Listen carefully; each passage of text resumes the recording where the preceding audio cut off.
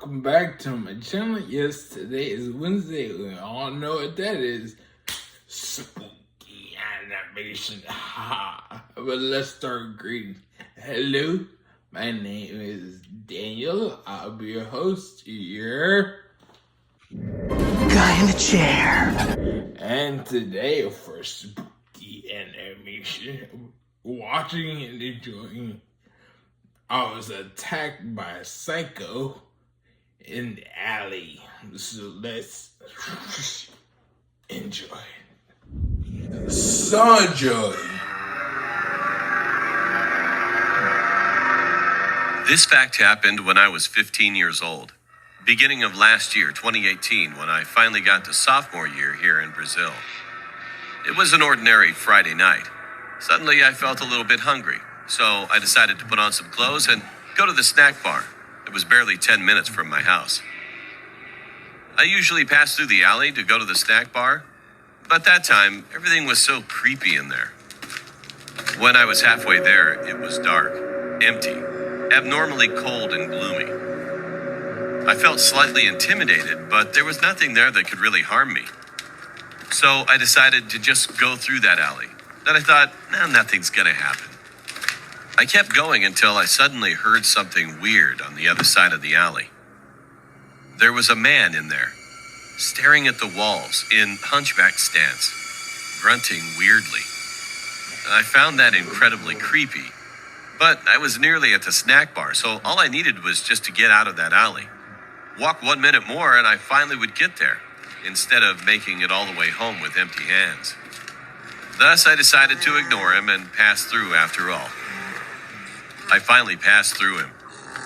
He turned to me and stared at me with a creepy smile, which made me walk a little bit faster, trying to avoid him.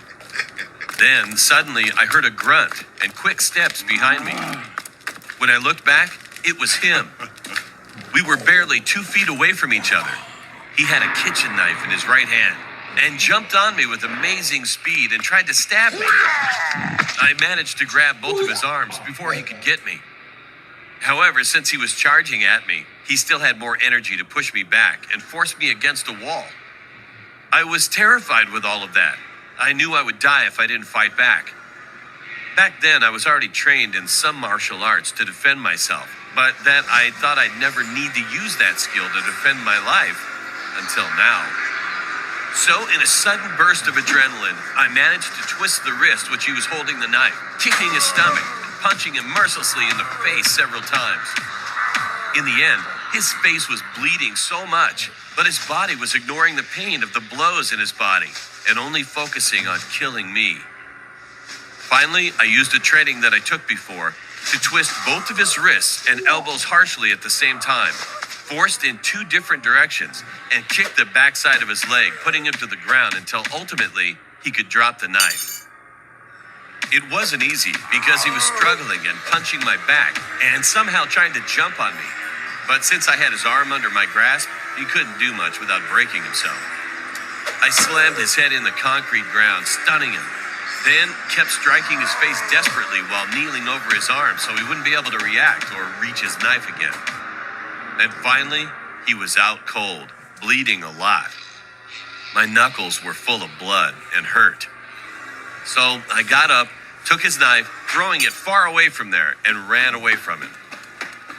I finally got to the snack bar, washed my hands in there, and did everything I had to do before going back home. But obviously, I didn't take the same path as I did before. But there were things that got much creepier. That was at the entrance of my apartment, where I heard screams coming from the other side of the street. It was the same crazy man. Now, seeming like he was possessed by a demon, and he was slamming his head on the iron door of my building's entrance. His face was horribly deformed and scarred from our fight. That freaked me out completely. Oh yeah. My parents were on a trip and the watchman of our building was on vacation. I wasn't going to fight that man again, so I decided to rush to my girlfriend's house. When I got there, she was home alone.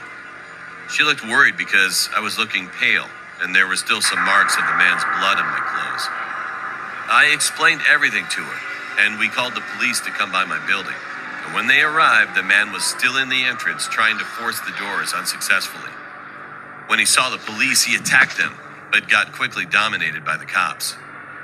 They explained that he was probably a crazy psycho in the streets looking for prey to rape, kill, or do anything he wanted to the person.